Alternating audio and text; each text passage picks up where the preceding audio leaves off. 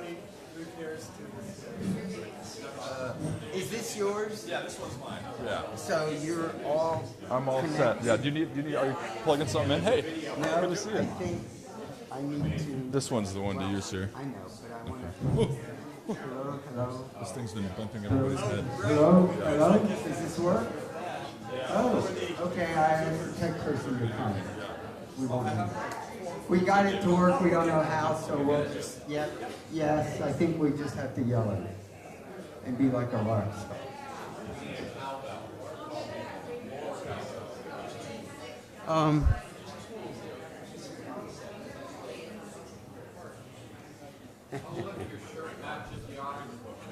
That's right, it's my orange shirt. My orange book shirt. Okay. Oh. So now that we've become embodied and processed, first of all, David, it's your stage. Okay, at 12:30, when the last words come out of Andrew's mouth, repair to the stairs. The group photo, the IRAS group photo, and those of you who've been here before know that what will happen. I will take 3 photos, 3 shots with my self-timer so I get in. And then when I get home, I'll pick the best one of the 3, the least number of people will walk. And then put it in Dropbox and send and I'll get the complete email list for the conference, and I will then email the link to everyone. And if you want the photo, just click on the link and download it. At some point, rain is forecast, or what if it's raining right after? This? It's not going to rain. It's not going to rain now. No. I'm hoping it'll be a bit cloudy.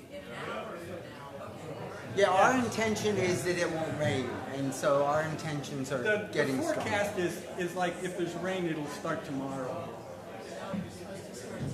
Really? Well, these forecasts change by the hour. Okay, so today is to be an interesting day, and following something that is so physical and embodied by an expert on Whitehead and process theology, I'm waiting to see how this all connects.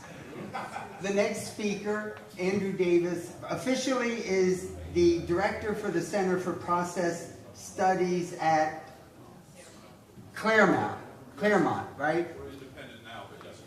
At Claremont in California. I never met him until last year, and I think we are still arguing the same values questions a year later, which I'm sure will continue this week. And at some point, we hope to resolve the Irasian conflict. So,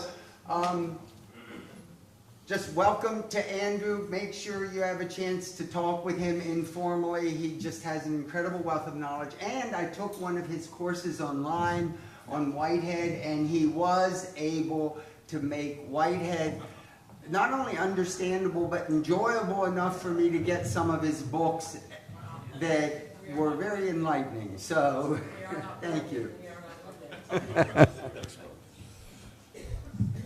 All right, well, thank you, Calvin.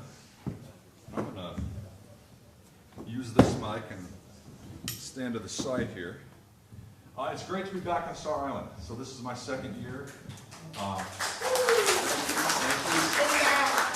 They told me I'll come, they yell at you that you're going to come back. And I'm not going to say that.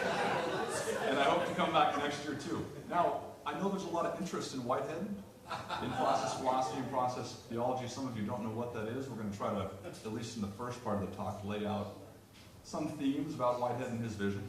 But just a quick word to say that process philosophy, process thinkers have historically been a part of Star Island. In many different conferences, they've certainly been in the Saigon Journal in many different ways. Ian Barber, right, who we credit with essentially launching the modern field of science and religion, was deeply informed by Alfred North Whitehead's thinking, Charles Hartshorne. So I see myself, this is an introductory remark, as a new generation of sort of continuing the interest in process. You're too kind. So, process philosophy and exceptional experience. Okay, Whitehead in the wilderness or wilderness of non-sensory perception. So I want to move in 5 main steps today, and I want to start, for those of you who don't know who Whitehead is, who haven't heard of process philosophy theology, with some orienting remarks about who Whitehead was, his influence. So I think that'll help set the ground. And that will feed into a discussion briefly of his methodology and part of his critiques of philosophy. Okay, empiricism radicalized. So he's informed by William James at Harvard, certainly, but also extends his thinking beyond James, certainly. We'll then get into what I'm calling his wilder doctrine of non-sensory perception. Okay, we can refer to that as his prehensive doctrine of perception. We'll go over what prehension means. Whitehead likes to coin a lot of new terms, help you feel the world in a new way. We'll then extend and apply some of the doctrine to exceptional forms of experience. At least see some examples about as to how certain process philosophers and theologians have extended and applied Whitehead's thinking. We'll see different sort of tiers of exceptional experience. Of course, there's many, right? So we have limited time. We'll just see a few. Okay, finally, I want to make a connection to recent neuroscience. Okay, Ian McGilchrist's work in the hemisphere hypothesis in particular, suggesting there might be some interesting connections there. And then end essentially with an encouragement to, on this theory, on this model, adopt forms of spiritual experience as essentially the means by which we render transparent the wilderness below waking perception. Okay?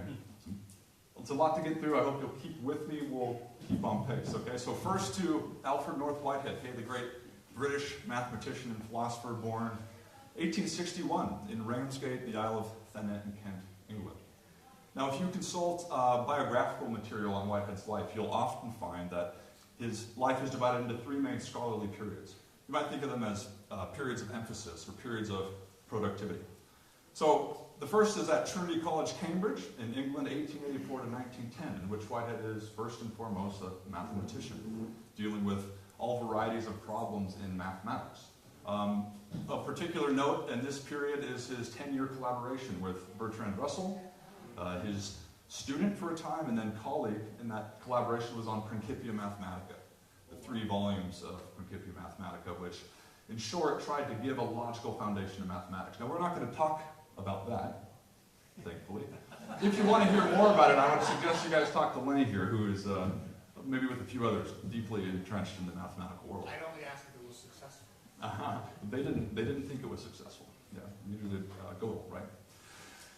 So he wrote a number of texts on mathematics in this period, but he expands his interests. He moves to University College London, 1910 to 1924. The focus expands to philosophy of physics, philosophy of science, philosophy of education, where he argues, among other things, that education is a protest against inert ideas. And if it's doing its job, it's a guard against mental dry rot. That's his language. He has a great way with language. Produces a number of important texts here. Now, for our purposes, the most important period of Whitehead's scholarly life is his Harvard University period, okay, starting 1924 onward. An invitation came to him to occupy the chair of philosophy at Harvard University, not too far from us. Whitehead was 63 years old. He already had an impressive career behind him. He'd never taught a course in philosophy, but he'd been reading philosophy. And so the invitation arrived on a very dreary day in England. His wife, Evelyn, received it, read it, and handed it to him, who was sitting fireside. And after he read it, she said, "Well, what do you think of it?" And he said, "I'd rather do that than anything in the world." So that began the most important metaphysical phase. It was the opportunity for Whitehead to develop a speculative philosophy as to the nature and character of things. So again, just a snapshot, and Whitehead would die here in the United States, in Cambridge, Mass, of a cerebral brain hemorrhage, 1947, having lived a very full life indeed.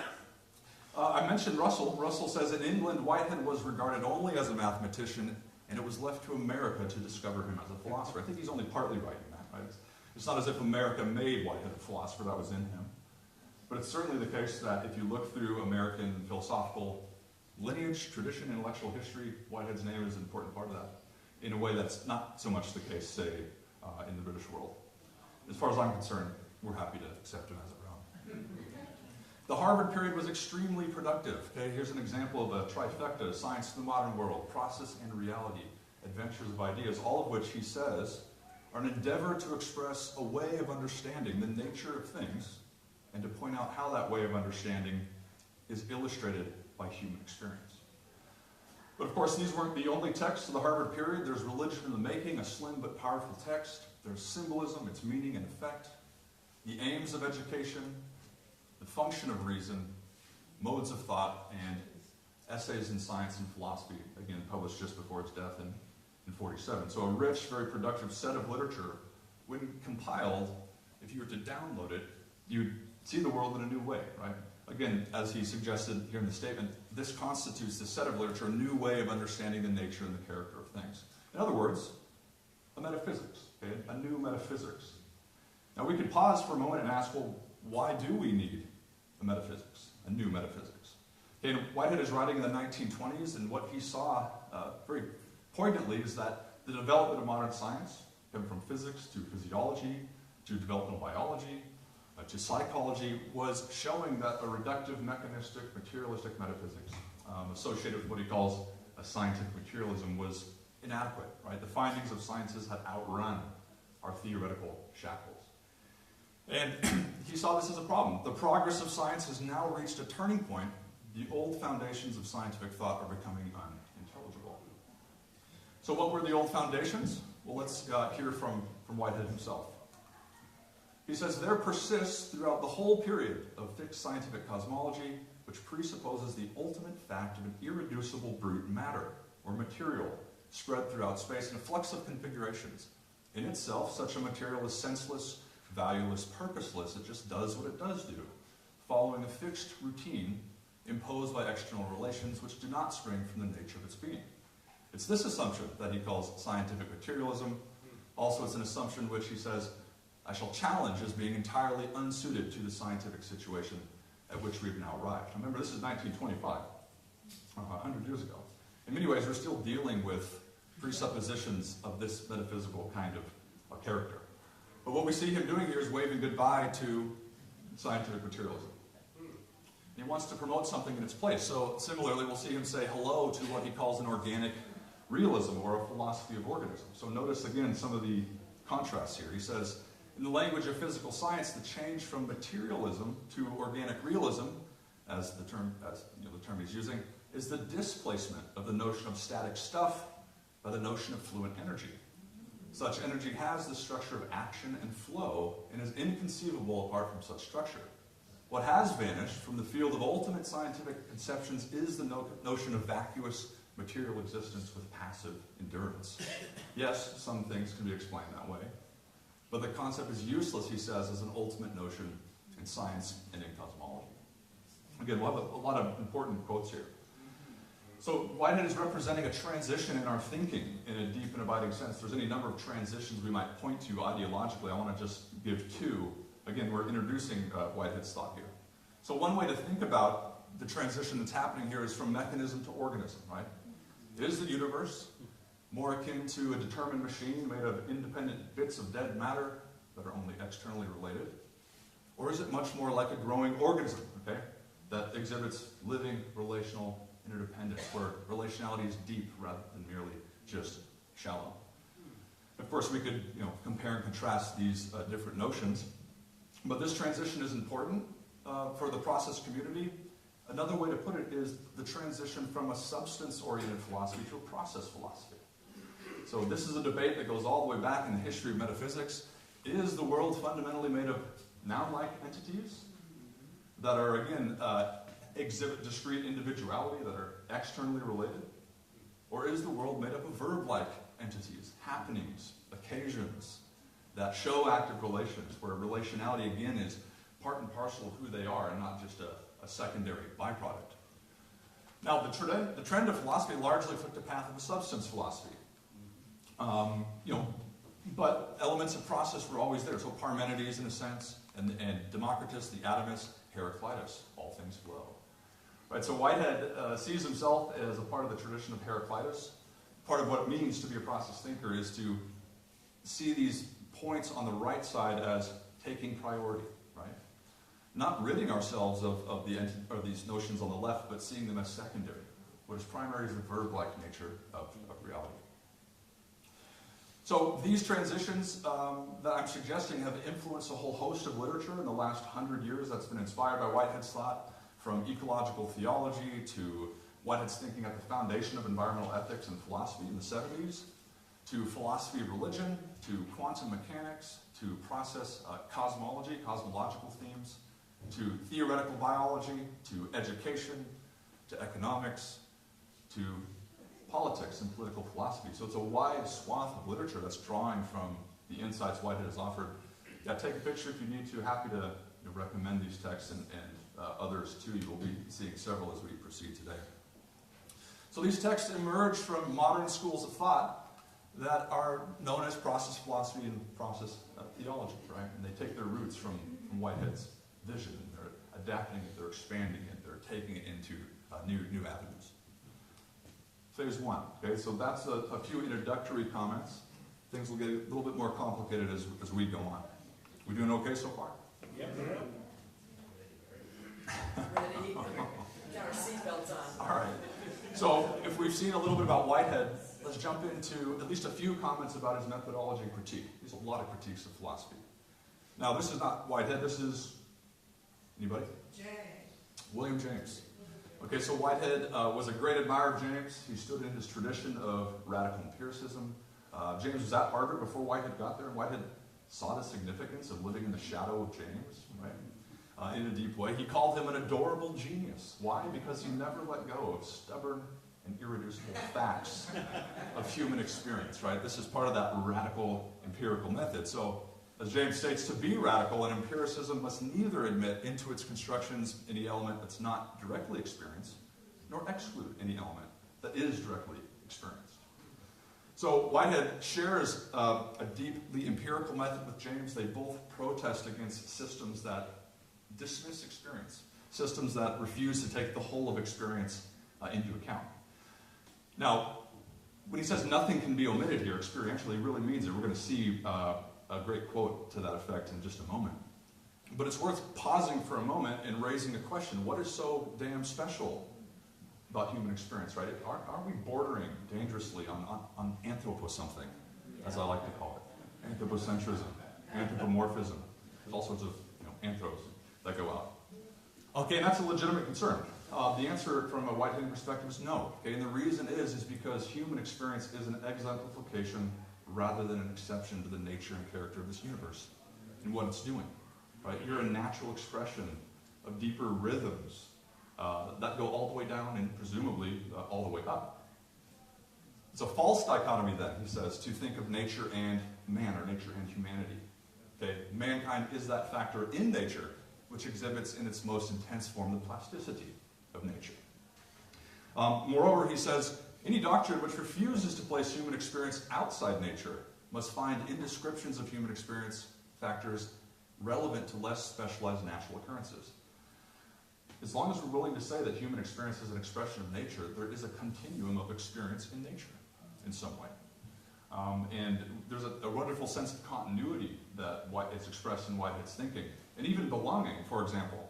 Experience is a mode of revelation in this regard. He says our experience, dim and fragmentary as it is, yet sounds the utmost steps of reality.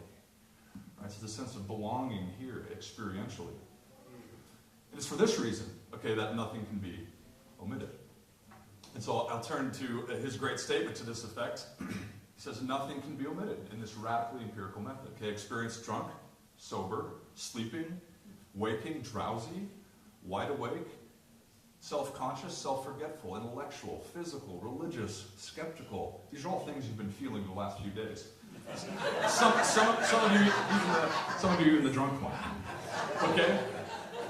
Anxious, carefree, anticipatory, retrospective, happy, grieving, experience dominated by emotion, self-restraint, light, dark, normal, and abnormal. Nothing can be left out in the philosophical quest in human experience. And of course, process thinkers have extended this radical empirical method to exceptional forms of experience. Okay, so religious and mystical forms of experience, for example, to various modalities of parapsychological kinds of experience, from near-death experience to out-of-body experience to clairvoyance and psychokinesis. Okay, this is a very large discussion. To Jungian forms of spirituality, and of course to deep commentaries, theoretically, practically, on the psychedelic renaissance. So again, a wonderful bit of literature. Happy to recommend. I know most of the folks here, some of them have passed, but a wonderful set of literature that's extending, that's applying Whitehead's thinking to these different modalities of experience. Now, you can already see that one of the critiques of philosophy, as I suggested, is that it's been, and science, that it's been too narrow, it's been too selective in its evidence. So imagine we hold, as much of the modern world has, a default reductive, materialist, sensationist, we're going to get to what that means in a moment, worldview that by definition has to either exclude or somehow explain away a whole range of data that doesn't fit within the confines of its worldview. So again, as we've mentioned a couple, religious or mystical experiences, psi phenomena of various kinds, and again, Whitehead is quite adamant to say that the rejection of any source of evidence is always treason to the ultimate rationalism which urges forward science and philosophy of life. So don't commit philosophical treason. You won't be killed for it, but maybe you will. Maybe you will. Okay. So let's hear his statement to this effect. He says, it's easy enough to find a theory that's logically harmonious and with important applications in the region of fact, provided that you are content to disregard half your evidence. Okay? Every age produces people with clear logical intellects and with the most praiseworthy grasp of the importance of some sphere of human experience, who've elaborated, inherited, or a scheme of thought which exactly fits those experiences which claim their interests. Such people are apt resolutely to ignore or to explain away all the evidence which confuses their scheme with contradictory instances. What they cannot fit in is for them nonsense, right? Again, this is a critique of a certain limitedness with respect to experiential evidence. Rather, an unflinching determination to the whole of evidence is the only method to preserve a certain fluctuating fashion between extreme opinions. And make no mistake, there's fluctuating extremes of opinion, fashionable opinion, anathema thoughts, things you can't hold philosophically, scientifically, theologically. So he's, being bold in a deep way. So again, as he suggests, it's easy to say, but rather hard to follow, right? If there's data which conflicts with our theory, we, can be defensive, natural response, or we can widen the theory. Now, again, with this critique of the narrowness of science and philosophy, just a note on James, since he's come up a few times. This is James, having worked in the Society for Psychical Research for a number of years at Harvard, elsewhere. Listen, he says, science, so far as science denies such exceptional occurrences, lies prostrate in the dust for me. And the most urgent intellectual need which I feel at present is that science be built up again in a form in which such things may have a positive place. Right? He didn't himself say he built up science or, per se, built up philosophy in that way. He took important steps to do so. So Whiteheadian scholars suggest, as Griffin has here, that James went part of the way to articulating this kind of position. The philosopher who most developed it was Alfred North Whitehead. And this again was confirmed in Ed Kelly's incredible book, Irreducible Mind. He says Whitehead's work, in fact, represents the most systematic effort to date to elaborate a comprehensive metaphysical system intended to be compatible both with the new basic sciences and with all available facts of human experience. So it's, there's so much that can be said here. And Whitehead did develop a comprehensive metaphysical system. We have no time to go into all the details. But what I should do, at least, in looking ahead at where we're going, is give you a few bold points about what Whitehead thinks is going on at the very base of reality. So one way to express it is that he expresses or holds an event-based ontology of experience and becoming. Why event-based? Because for Whitehead, events are the most fundamentally actual or real somethings, okay? Rather than things that endure through time. They're events that happen, that something takes place. It's that verb-like nature of reality. Events aren't vacuous for Whitehead. Events are events of experience. Okay? He calls them actual occasions, or occasions of experience that happen. He says an occasion of experience is an extreme instance at one end of the scale of nature, say. of those happenings which constitute nature. And I use the language of pan-experientialism here because for Whitehead, an occasion of experience is that below which you can't go. It's the base of reality. And it's something for itself. It's experiential. But it's also the height of your mental faculty, extremely evolved in extraordinarily complex ways, your waking occasion of experience, this moment. Okay? So events of experience, they're events that are becoming. Okay? They're happening, as I mentioned, is they're becoming into being. Whitehead uses the nerdy language of concrescence. It's they're becoming concrete. So they're not noun-like beings that happen to become. They're becoming into beings that are happening in every moment in relation to each other. The events of experience, events that are becoming, events whose becoming is based in feeling. Okay, this is a term that's come up a lot in the last few days. So their becoming is their feeling of what the past gives, right? And what the future holds. So they have a kind of two orientations in this regard. The settled past is for that event something to be received into the constitution of itself. The open future constitutes something to be achieved in their process. So these two past and future-oriented directions, which can also be expressed in the language of every event being dipolar. Not bipolar, right? That's one critique we get of process philosophers. Oh, you bipolar philosophers. Dipolarity signifies just what I was suggesting here, that there's a physical pole which is oriented towards what the past gives. By way of settled fact, there's a mental pole which is oriented towards the future, the domain of the possible, the real, but the not yet. Okay? So again, much more can be said, but for now I think this will be sufficient as we move into now thinking about some of these notions in light of Whitehead's doctrine of perception. Okay, his prehensive doctrine of perception, his Wilder doctrine, I'm suggesting. Wilder, because one of his critiques of modern epistemology is that they all just assumed that all perception is mediated through our five senses, okay, eyes, palates, nose, etc. In other words, that the experience of the world that we derive, presumably outside our bodies, is only mediated through our five senses. So he takes aim at figures like Descartes and Locke and Kant and Russell, and especially Hume, and calls them sensationists, right? Their sensationism was this dogma that our primary mode of knowing and perceiving is sensory knowing. And what he calls perception in the mode of presentational immediacy is that perspective, right? In other words, what is primary is what is immediately presented to the senses in our conscious waking perception, right? They saw that as primary. Now, what we see in him is him challenging this assumption. Okay, this assumption is directly challenged here, and that there's a deeper meaning with which this more limited use of sense perception has been tacitly identified. In fact, he'll say modern epistemology has been lopsided. It's been on the wrong, we need to invert it. Okay, and we're going to see in part how he does that. But why challenge sensationist perception, or what he calls, again, perception in the mode of presentational immediacy, what's immediately presented? The clarity, the sights, the sounds, the feels.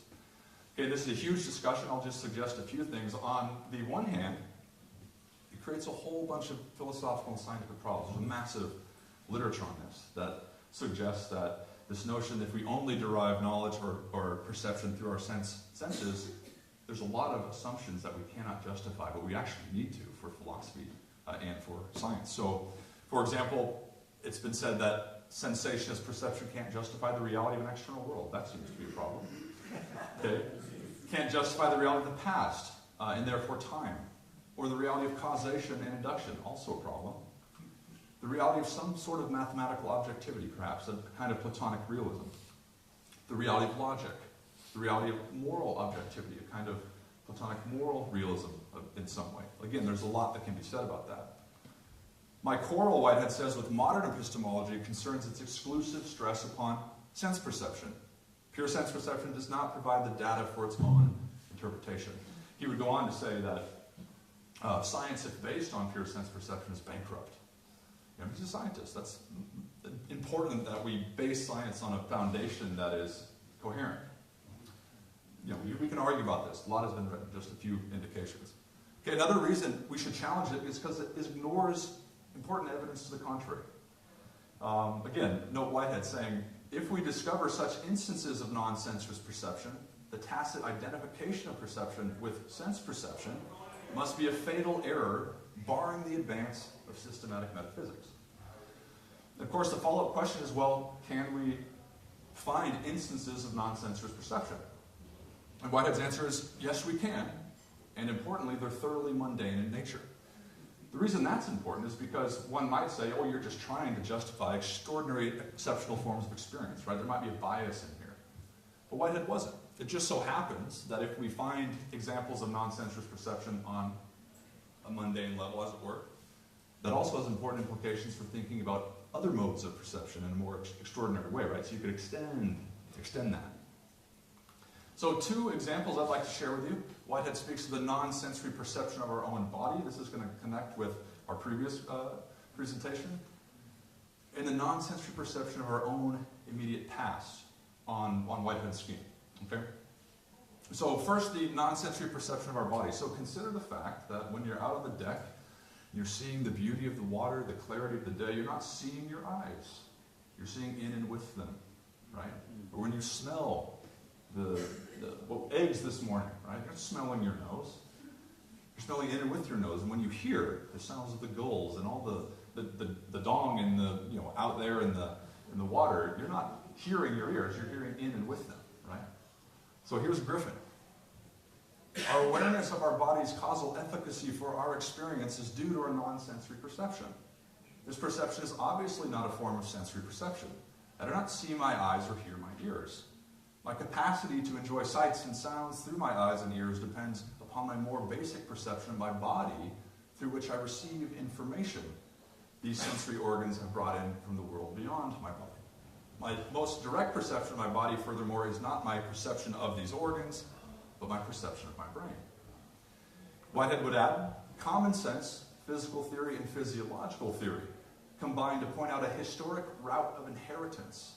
First, physically in the external environment, then physiologically through the eyes in the case of visual data from the nerves to the brain. So this is a contradiction of the notion that the mind is what is experiential about us, the body doesn't experience.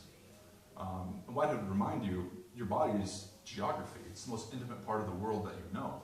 And your body experiences, it receives incredible modes of data, the whole universe begetting you, much of which you're not conscious of, right? What would that be if you were? Psychedelic experience. We're going to go there. So one way he speaks of this is of the withness of the body with experience. Okay? The withness of the body assumes that the predominant base of perception is, I included non-sensory perception of the various bodily organs as passing on their experience of channels of transmission and enhancement. And he has this really cool metaphor for describing what the body does. It's a complex amplifier, he says, right? Which essentially raises this wider hum of more primal receptive relatedness to this universe into the clarified volume of our sense perception. So this microphone raises the volume, right? Into something that you can hear, perceive, right? This is somewhat what the body and the brain complex is doing. It's amplifying into a certain channels of cohesiveness what will emerge in waking sense perception. So if that's an example of non-sensory perception of the body, let's also look at what he says essentially is the non-sensory perception of our immediate past, our own memory. In human experience, the most compelling example of non-sensuous perception is knowledge of our own immediate past. I'm not referring to our memories of a day past, an hour past, or a minute past, but the immediate past is constituted by that occasion or that group of fused occasions, again, actual occasions as he calls them, which enter into experience devoid of any perceptible sensory medium intervening between it and the present immediate fact. Roughly speaking, it's that portion of the past lying between 1/10 of a second and half a second ago. It's gone, and yet it's there. The immediate past, he says, surviving to be again lived through the present is the primary instance of non-sensory perception. So with what sensory faculty do you receive your previous moment? You don't see it, you don't hear it. Right? So this is this notion of the immediate, are we on? Check, check. The immediate inheritance of the previous moment into your memory. Right? He says this is an instance of, a mundane instance of non-sensory kinds of perception. So So what we see developing here then is a dual theory of perception. On the one hand, we have, again, perception in the mode of presentational immediacy, what's immediately presented to us in the clarity of our senses. It's the world of conscious experience. Okay? It's the world of sensory experience. The world we apprehend and in many ways comprehend. It's clear and definite, but for Whitehead it's also distinct and exclusive. It leaves a lot out. It's limited and shallow. It's the immediate foreground, we might say, of our experience, or the curated garden, I might say, of perception. Think of the nice lines of a curated garden. That's waking sense perception. But it's also an abstraction. So to be an abstraction is to be taken from a wider context that has been abstracted from. So the other mode of perception is what he calls perception in the mode of causal efficacy. He says it's the world below waking conscious experience. It's involving non-sensory reception through the language of prehension and inheritance. So prehension for Whitehead is this mode of it's causality, essentially. It's the mode of receiving influence from the wider environment of which you are a part. It's also vague and unbounded, indefinite and all-inclusive. It's unlimited and certainly deep. It's the infinite background, we might say the uncurated wilderness of cosmic relations. Think of your garden gone wild. Whereas presentational immediacy is an abstraction, causal efficacy deals with your relatedness to the whole cosmos pressing in and begetting in some deep sense.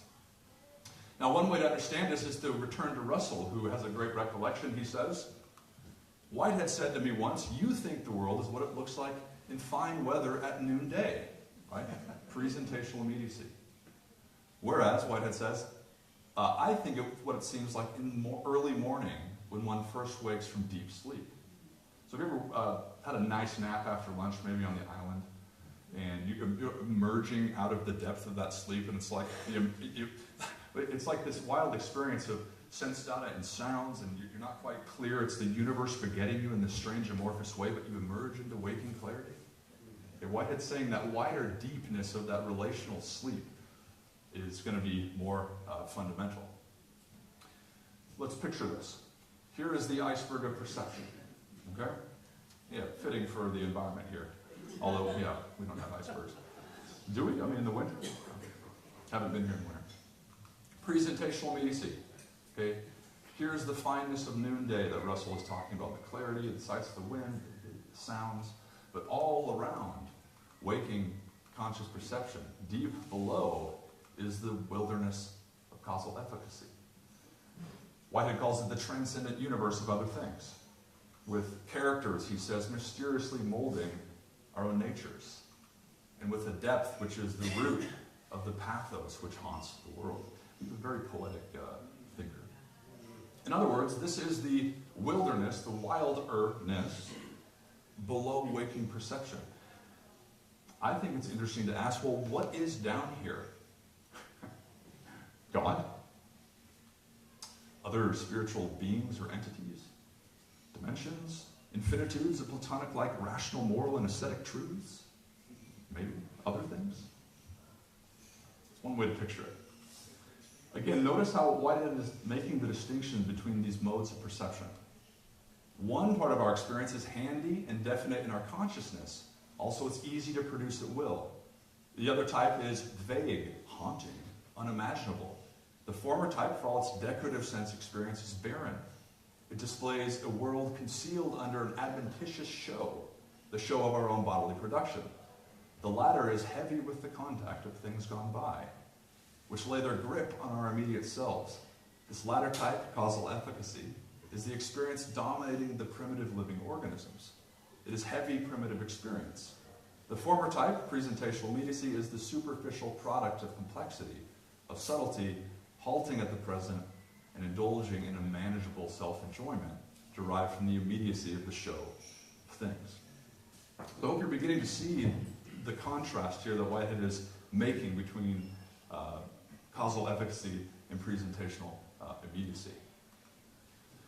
One way to understand this for Whitehead is that experience is old, really old, and consciousness quite young. I mentioned the language of pan-experientialism earlier. This is, for Whitehead, the notion that a kind of receptive experience, an interiority even, to think of Kathy and Teilhard, right, the inside, goes all the way down in nature, but not consciousness, right? Experience goes down, consciousness does not. Rather, we could express it this way: experiential prehension, experiential feeling, is not conscious apprehension. So one way to understand prehension is to drop the AP from apprehension. It's a non-conscious but thoroughly experiential mode of receiving, of feeling. Evolution produces compounding magnitudes of experience, and Whitehead sees consciousness as emerging as the crown of experience, okay? Occasionally attained rather than its necessary base, or as he puts it slightly differently, the organic philosophy holds that consciousness can only arise in the later derivative phase of complex integrations of experience. Okay, yes, good, we'll come to that. Well, yeah, let me continue, but I want to, because I know there's questions that are going to come up at this point, certainly. Okay, so consciousness, or experience being old, consciousness being young, right? The electron's not saying, boy, it's great to be an electron, right? It has a mode of interiority, a mode of experience, but it's not conscious, certainly in the way that we would understand that. What's the role of consciousness? Okay, the rise of animal and then human consciousness is the triumph of specialization. It's closely connected with the evolution of clear and distinct sensory experience. There's abstraction from the vague mass of primary feelings and concentration upon the comparative clarity of a few qualitative details. Unless the physical and physiological sciences are fables, he states, the qualitative experiences, which are these sensations, such as sight, hearing, etc., are involved in an intricate flux of reactions within and without the animal body. These are all hidden below consciousness, right? Think of that iceberg again. The feeling is massive and vague. Okay, that was a crash course in Whitehead's doctrine of perception. Okay, what we need to do, I'm watching the time, is extend it now to, and apply it to exceptional forms of experience. So much that could be said here. I want to focus on a few different dimensions. A few comments on religious or mystical experience and the relevance of panentheism as a way of thinking about the God-world relationship. On paranormal or psi phenomena, I know Calvin said we're not going to discuss it. We're just going to touch on it a little bit. And psychedelic experiences, right, in which, in some sense, we loose the barriers of perception and experience widens. Interesting. Okay, just a comment. This is Whitehead, David Ray Griffin, who's now gone, Peter Sosjet Hughes, my colleague at Exeter, and John Buchanan, all process thinkers doing great work within their respective fields. So first, religious or mystical experiences. Some of you may know that Whitehead advocated what's often said to be a form of panentheism, Greek meaning all in God. It's a position that attempts to distinguish itself from the independence or the duality or dualism often expressed in forms of theism, or the inseparability or pure identity that's often expressed in pantheism. It's much more of a, if you want, a non-dual perspective, where the universe is within the divine, but the divine is also more than that universe. There's this intimate mutual immanence, as Whitehead would call it.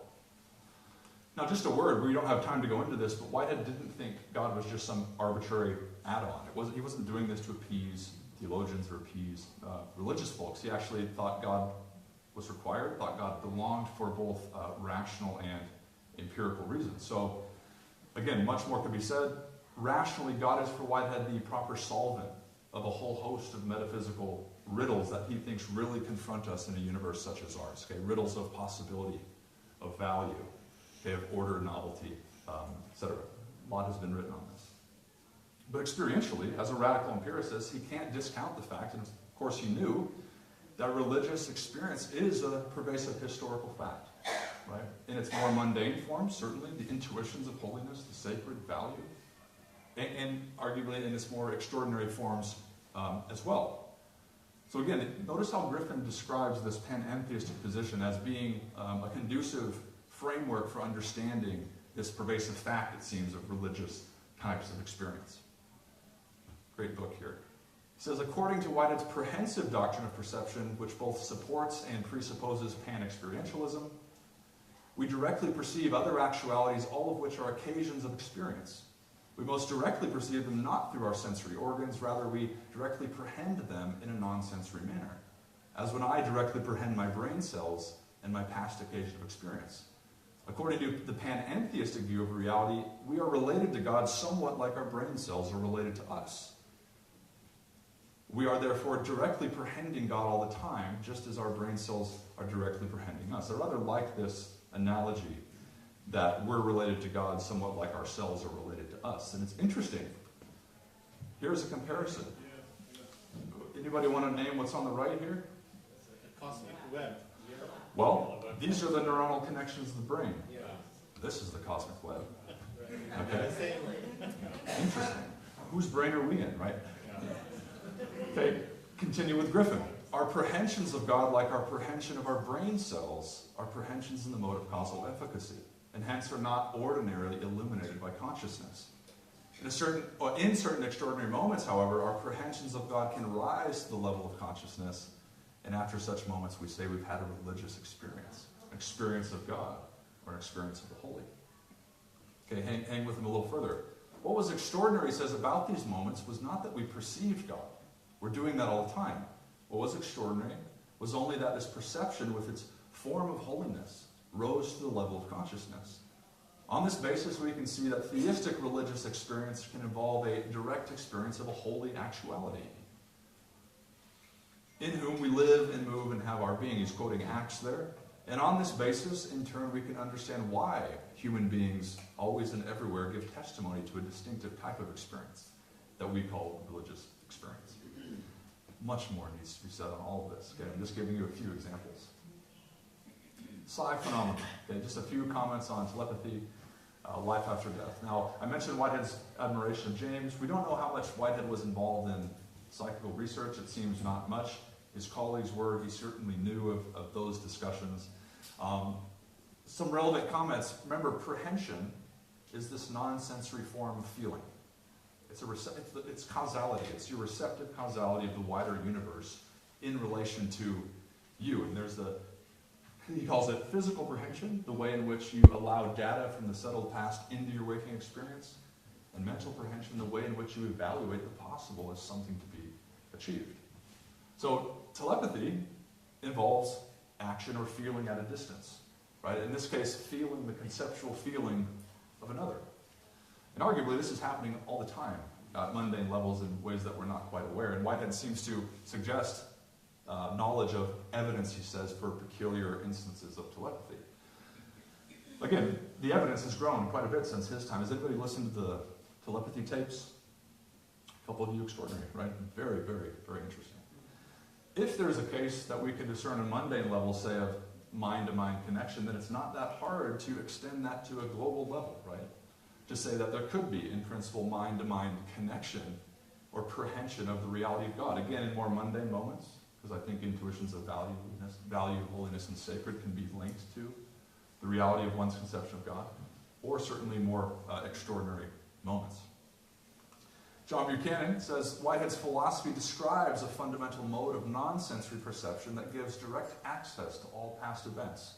Such a mode of intuitive perceptual access hidden to the hidden depths of the universe, there's the iceberg, provides a basis for understanding how telepathy might be possible, as well as analogous psychic access to other entities, all past reality, potentially mystical experiences of God. Again, much more would have to be said to work out what's going on there, but these are examples of folks who are extending Whitehead's theory to do so.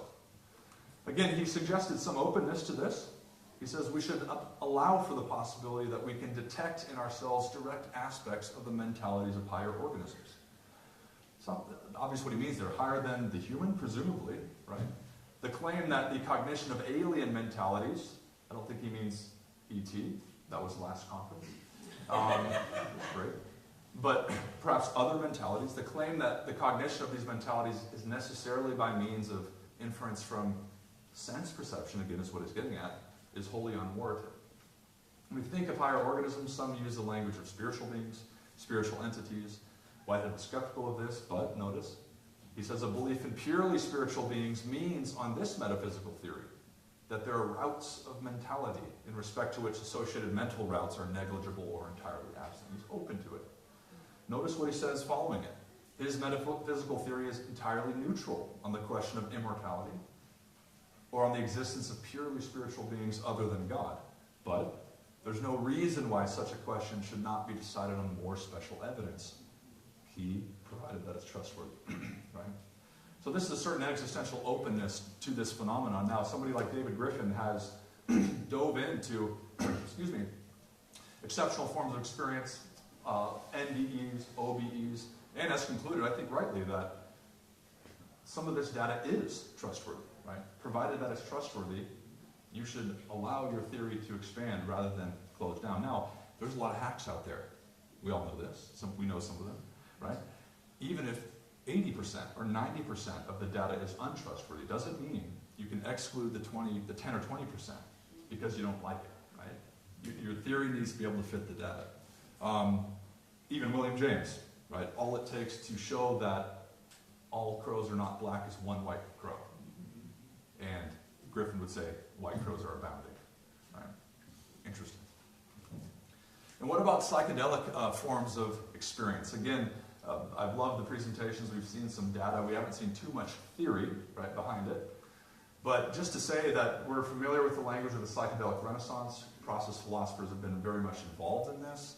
Okay, we see a number of frameworks being employed and a number of disciplines, right? So philosophy of mind, certainly neuroscience, medicine, many that you're working in, legal thought, very interesting. Do we legalize these substances and what are the repercussions of that?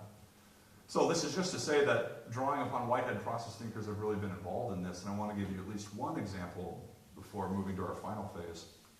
And that again is Peter Sostek Hughes. You can do an MA now at Exeter in philosophy and psychedelics. Really interesting. Yeah, he's doing some fantastic work. But again, notice how he's leveraging Whitehead's theory to draw some conclusions.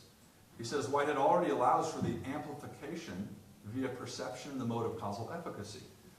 As this perception is mostly suppressed by our higher form of perception, okay, presentational immediacy, via standard brain functioning, the physical psychedelic breakdown of that functioning will allow the emancipation of those causally efficacious perceptions. Of course, the feeling of these subordinate entities will be foreign in their amplification, perhaps explaining in part the ineffability William James stakes as criterion for the mystical state. And of course, the type of chemical and the amount are going to greatly affect the level of cerebral breakdown. What you see already is him suggesting something about the function of the brain and how the brain is related to the mind and how psychedelic substances affect the brain.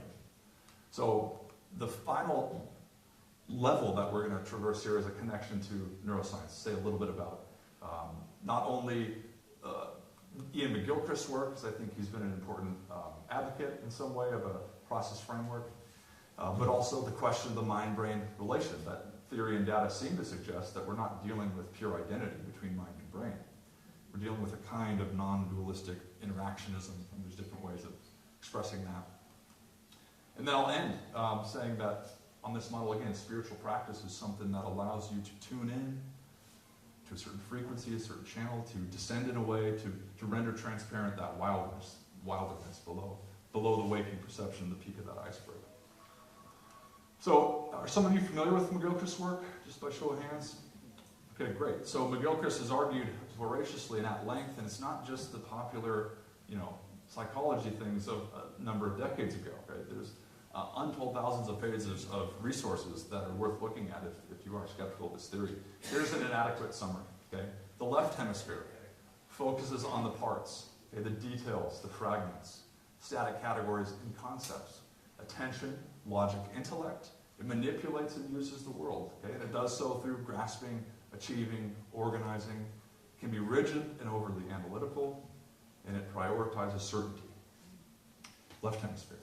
By contrast, the right hemisphere deals with the whole and not merely the parts, okay? Connections, relationality, context, more dynamic in terms of novelty and its broad awareness, intuition, imagination, and holism, meaning, intrinsic values and emotions, appreciation and understanding, more flexible and open, and it tolerates ambiguity and uncertainty. Now, both are always required, always interacting, but there's an asymmetry. What McGilchrist argues in part in his metaphysics is that the right hemisphere is overwhelmingly more trustworthy as a guide towards truth, as a guide toward reality. I encourage you to look at his work. Why is the brain divided?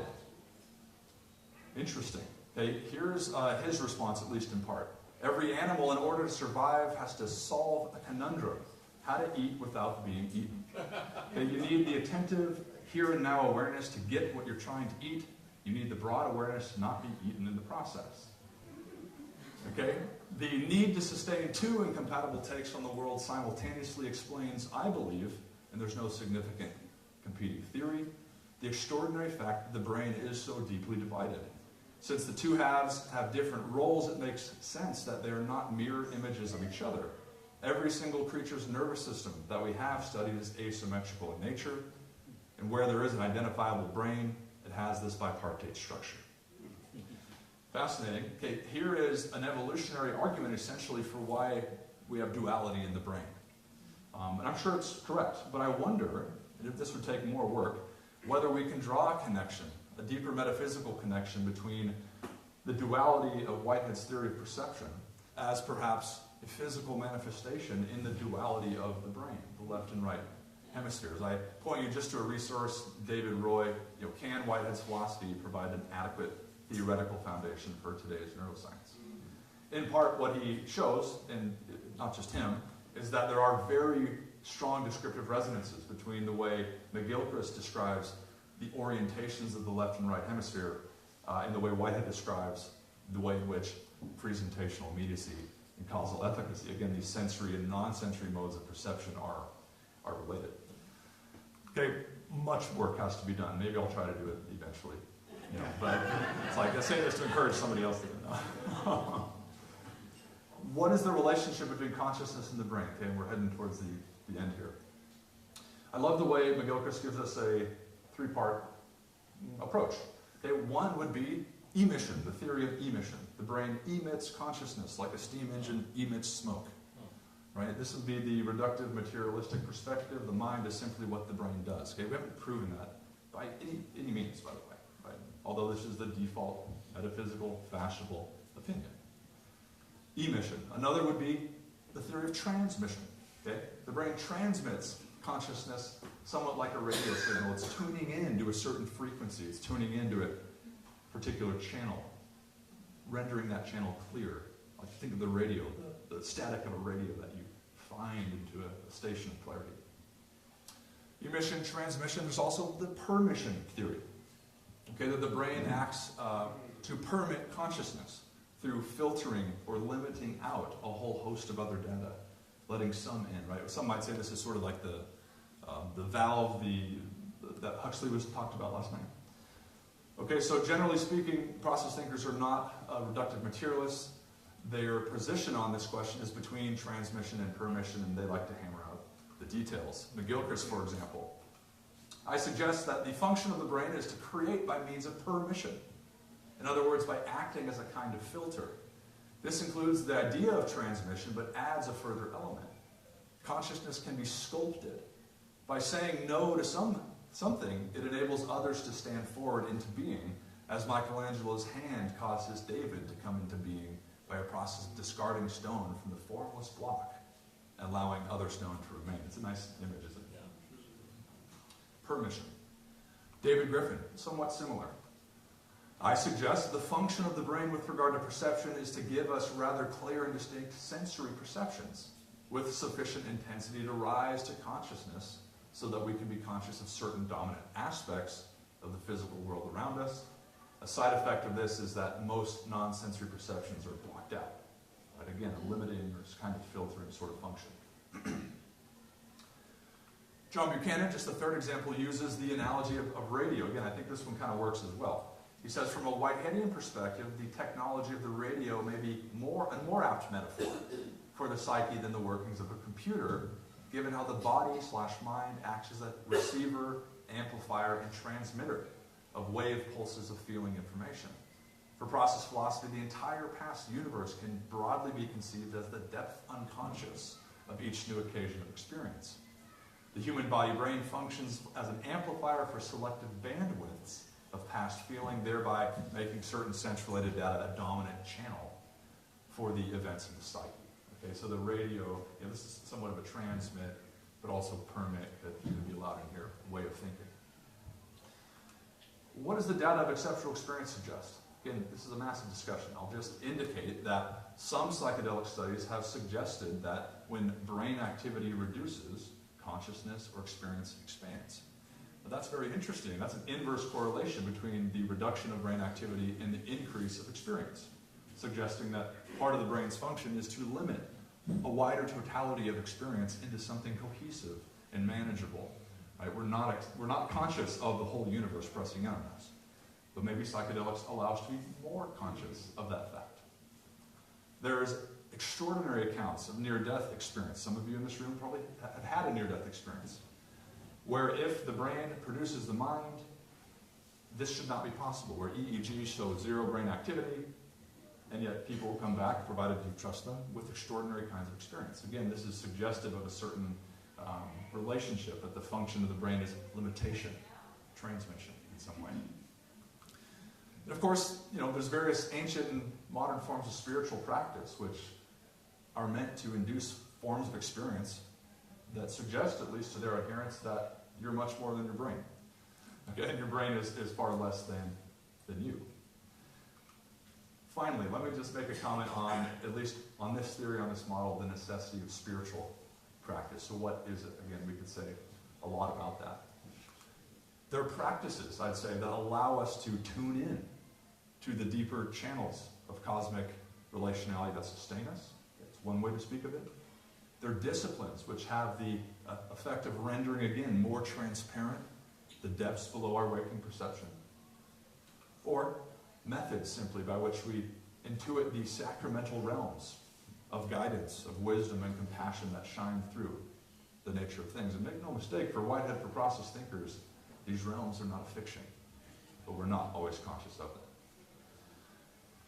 So I want to end by encouraging us to adopt forms of spiritual practice that we're comfortable with, right? And begin to apply those practices in ways that might render tremendous fruits. This is something I have to work on, right? I've not mastered it. But let me stop there. Thank you very much.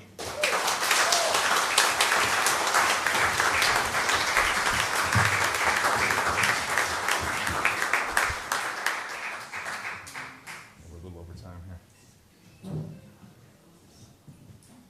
Does this work? No? Yeah, we have the picture.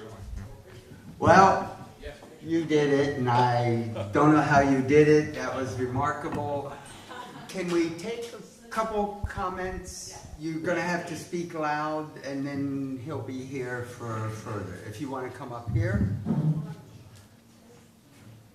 So I just had one comment that maybe could be really interesting. So I just wanted to note that the Yoga Sutras describe samyama. There are many different parts of one of the books in the Yoga Sutras, and it incorporates internal vision. So our eyes see out, our eyes also see in, and ways to access that. Our smell, we sense out, we sense in, and that opens to ultimate reality. And there's something called seedless samadhi in this way of viewing the paranormal, a state called para in the sutras. Yeah, thanks. All I'll say is that there are Hindu process theologians, there are Hindu thinkers, Buddhist thinkers. Buddhist thinkers have been process thinkers, the ancient process tradition, right? There are some differences. But there's different Eastern modes of religious and spiritual practice that are relying or applying them within the Whiteheadian metaphysical scenario. So that might be a way of interpretation. Yeah. So Whitehead, if I'm understanding this correctly, does talk at some point about how in that ever-present moment that's constantly unfolding, there is that realm of all possibility, and that the sacred kind of resides in that place where all is possible in the moment as it is on the verge of unfolding. Yeah. So how do you see that fitting into what you talked about today? Yeah, great. So that would be more a comment on the function of God. Why include God? Again, there's this big discussion. It's not that all possibilities are possible in the moment. It's that a very select, relevant set of possibilities are available for that moment. And Whitehead finds that problematic. Here is a finite event emerging into the possible and emerging into relevant possibilities. The infinitude of possibility has been limited and made relevant in a certain way. That entity doesn't do that. Right? This signifies part of what the function of God is. The primordial nature is the timeless evaluation of the possible for the actual. God doesn't make the actual actual. God gives the possible, you make it actual. Co-create, yeah. Unfortunately, we're going to have to stop because people are already on the steps waiting for our IRAS group We'll have pictures. lunch together. Come. So please, yes, please, let's get to the steps, get that over, and yes, give them a round of applause. That was wonderful. Fit in with a timing. I'm glad. I struggled to do it. I Struggled to put it together. Hey, brother. Two very quick ones. Well, 1947, Whitehead didn't get Big Bang, Big Crunch, or steady state, but he must have known about Kelvin's finite lifetime of the sun. So is a physical entity projects important to know if all matter goes back to photons and glow? Is that a problem? The question was, do physical entities project importance? Is that what you're saying? Are they important? You need a project. You need for this matter to even exist. If we went back to a big crunch where everything was high energy particles and there is no photon. I think there was a state for him that it was that. It was a state of chaos of events, because those are already emergent forms of order in his universe. There was a time It's sort of hard to pull it back. But okay. Okay. The one is, Yeah. so your answer is no, it wouldn't be a problem. I don't think it'd be a problem. Particulate matter is an The abstract. evolutionary advantage of having this hand, whatever, Yeah. is so great, so huge. Why does it seem to be subtle? So the biologists are 100 years behind, or the physicists in this regard. But it's quiet, but it's coming into being. So Mike Levin's work, I think, is amazing. Theoretical biology. I understand, but I would argue that it actually would probably be more effective than most of our sensory, and therefore, and when it appears to exist, it actually is. So, how can it still remain subtle? Wouldn't it have been very, very heavily selected for long before now? Or does that bother you? It's not that, I think, I'm trying to speak how Whitehead would say it. It's not that it was selected for. It's in the ontology. So he's making a claim about that experience being in the ontology. You have to select it. No, I don't mind that it's in there, but if it was in there, Yeah. I suppose it would have been physicists. Right, Yeah. If I would have had huge, I think we need to get, you're the one that started on that. Yeah, Huge totally. evolutionary back. Sure. Good. Okay, let's continue. Yeah, good. We have to get I've to got the. about 6 more, but, Okay, I know you do. I was just gonna say, I thought of something yesterday that